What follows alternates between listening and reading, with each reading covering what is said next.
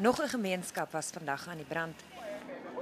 Die geweld het vanoggend reeds voor sonsopkoms uitgebreek in die Majakaneng woongebied naby Mooinooi in Noordwes.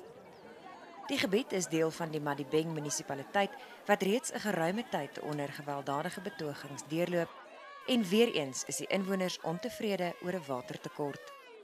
I don't have water. I buy water with those who have water in their house. So I go every day. I have to buy water. Sometimes I spend R5 to R7 for water.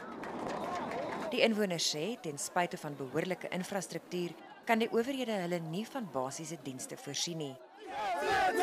En die inwoners het hulle woede vandag duidelik te kenne gegee.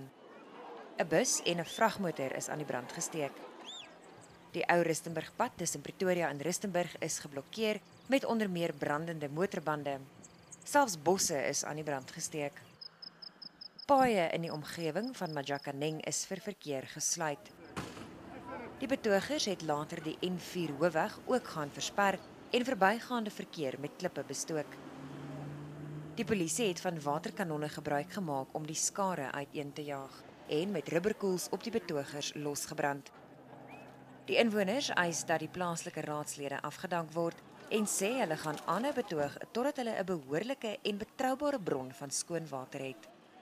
Anina Peens, Een Nuus, Majakaneng.